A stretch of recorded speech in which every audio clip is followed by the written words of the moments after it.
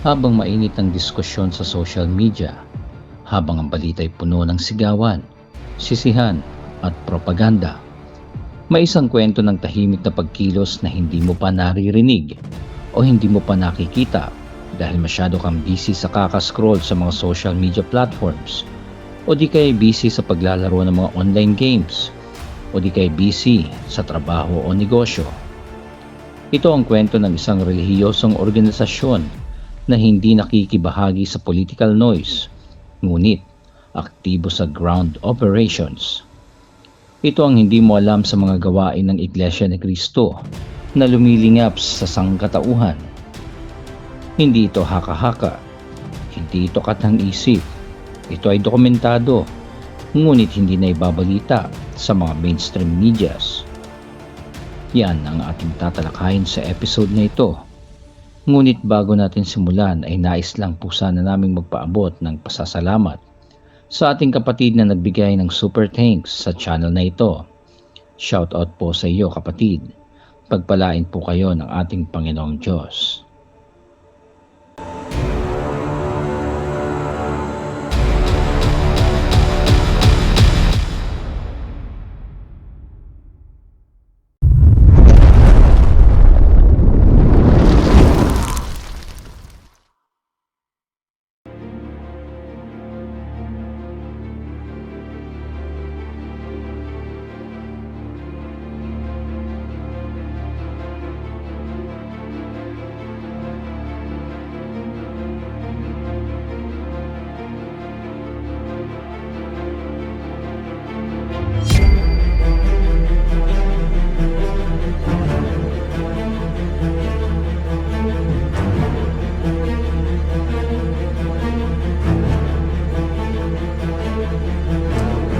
Unang tingnan natin ang realidad.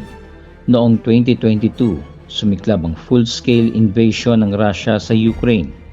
Mula noon, mahigit 14 na milyong katao na ang nawala ng tirahan.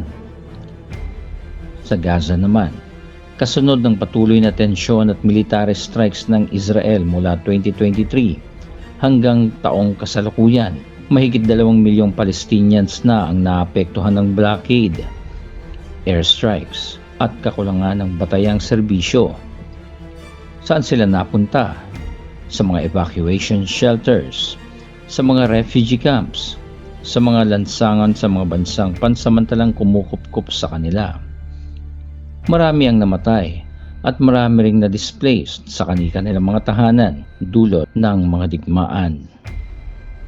At dahil dito ay may isang relihiyosong organisasyon na kumikilos nang hindi nadidiktahan ng sinumang politiko o mga miyembro ng pamahalaan. Ayon sa mga ulat mula sa lokal na distrito ng Iglesia ni Cristo sa Canada, ang Felix Y. Manalo Foundation, ang humanitarian arm ng Iglesia ni Cristo, ay nagsagawa ng mga sunod-sunod na relief operations sa mga refugees mula sa Gaza at Ukraine na nasa pangangalaga ng bansang Canada ngayon. Ang volunteers mula sa Iglesia ni Cristo ang namigay ng food packs, hygiene kits, kumot, mga damit at mga gamot sa mga refugees. May mga dokumentadong videos sa kanilang opisyal na channels, pero hindi mo ito makikita sa balita ng malalaking networks. Mahalagang tandaan, hindi lang kaanib sa loob ng Iglesia ni Cristo ang tinutulungan, kundi lahat ng mga taong nangangailangan, mapa-Kristiyano, Muslim, Hudyo o secular man, ay walang pinipiling relihiyon o estado ang relihiyong ito. Ang prinsipyong sinusunod nila ay ang tumulong sa mga nangangailangan, anuman ang lahi o paniniwala. Ang tanong, may ebidensya ba? Oo, may mga footages ng aktual na pamamahagi ng tulong. May mga interviews ng local partners na nagpatunay sa aktual na arrival ng goods. Hindi ito press release, ito ay factual records. Hindi ito donation drive na may malalaking billboard, kundi aktual na relief operations na tinutukan mismo ng mga ministro, mga manggagawa at mga kaanib ng Iglesia ni Cristo. Pero bakit tila hindi ito napapansin ng maraming tao? O bakit hindi ito napagtutuunan ng pansin ng mga hindi kaanib? Ayon sa analysis ng ilang media experts, quiet aid ang prinsipyo ng Iglesia ni Cristo sa mga pagkakataong kagaya ng mga labanan ng digmaan. Ang pagtulong ay hindi dapat gawing palamuti sa imahe, kaya kung ang ibang grupo ay may mga media caravan, ang Iglesia ni Cristo ay may relief caravan pero walang kasunod na press con. Bagaman ito'y ipinapalabas sa kanilang mga pangunahing multimedia at social media platforms, ay hindi ito nangangahulugan ng pagpapabango ng kanilang pangalan, kundi bagkus upang ipakita sa kanilang mga kaanib, lalo na sa mga pangunahing mga top donors na mga kaanib na mayroong napupuntahan ng kanilang naiambag sa gawaing ito. Bagaman ito ay ipinapalabas sa kanilang mga pangunahing multimedia social media platforms, ay hindi ito nangangahulugan ng pagpapabango ng pangalan ng kanilang relihiyon, kundi bagkus upang ipakita sa kanilang mga kaanib na mayroong napupuntahan ng kanilang naiambag sa gawaing ito. Sila ay naniniwala na ang tunay na kabutihan ay ginagawa ng may pagpapakumbaba at hindi ito ipinagyayabang o ipinagmamapuri, kundi ipinagpapasalamat sa poong may kapal. Ang katanungan ngayon, sa panahon ng digmaan, saan ka nga ba papanig? Nakikisawsaw ka ba sa social media? Nakikipagtalo kung sino ang tama sa geopolitical conflict?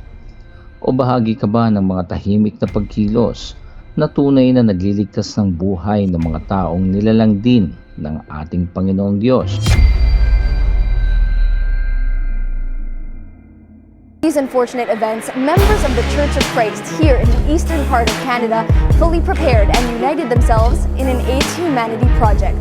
Ang kwento ng Iglesia ni Cristo ay nagsisilbing paalala na may mga taong hindi kailangan ng extreme publicity para makita sila na sila'y tumutulong.